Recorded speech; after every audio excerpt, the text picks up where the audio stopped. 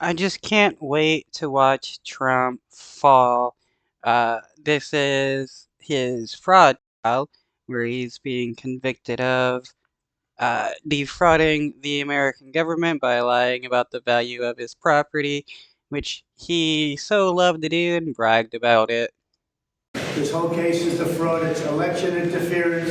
It's keeping me here instead of Iowa and New Hampshire.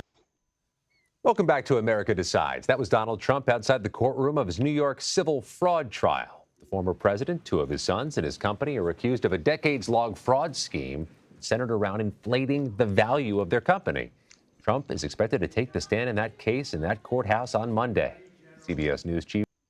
He is making a big mistake by getting on stand. Though I won't be surprised if he just pleads the fifth the entire time.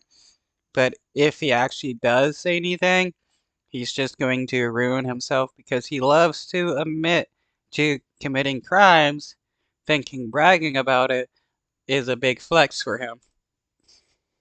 Washington correspondent Major Garrett joins us now. What in the world is that going to look like?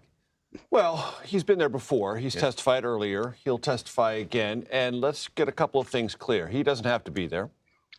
As a matter of fact, being there helps him in Iowa and New Hampshire because it continues his long-running argument that he is a victim of some kind of illegitimate, politicized prosecution, even in a civil case. So he doesn't.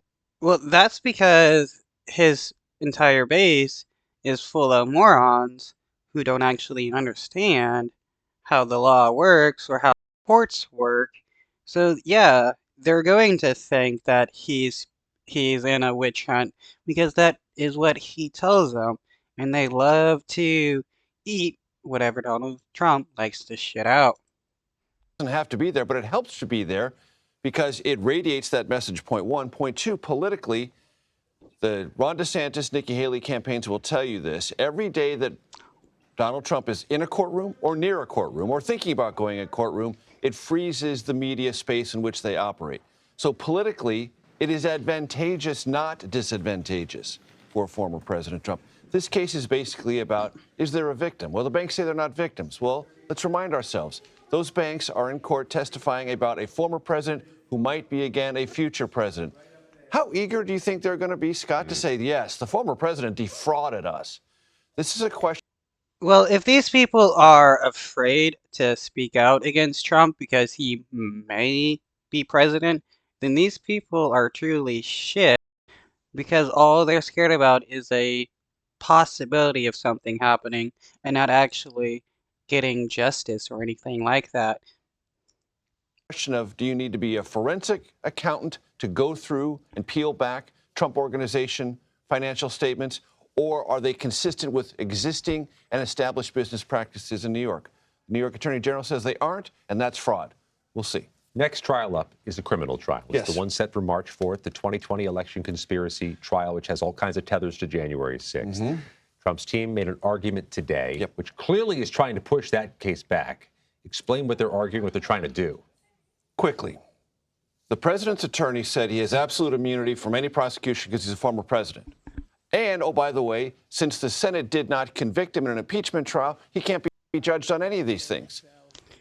So, what, does this mean that Trump can go out and, like, murder a bunch of people and then get away with it because he's like, oh, I'm a former president. I'm immune from any charges, thing whatsoever, because that is actually not how it works, and it shows that Trump, nor anyone else that defends Trump, knows what they're talking about. The trial court judge said, no, that's not true. They're appealing that absolute immunity declaration and related double jeopardy. They're saying while the appeals court considers that, they're not going to be responsive to anything, and nothing should go forward in this case until that is decided. That jeopardizes any movement in getting things done procedurally back and forth. It may even jeopardize the March 4th trial date, which, of course, has been the Trump attorney's approach all along. Delay, delay, delay. And this seems to invite and expedite a review by the appeals court or the Supreme Court if they take this strategy of, we're not going to honor you, local judge, anymore. Be careful of the questions you ask in a legal context. This is uncharted waters, to be sure, but But if you ask these questions and you get an authoritative answer back that you don't like, that doesn't mean you don't have to comply.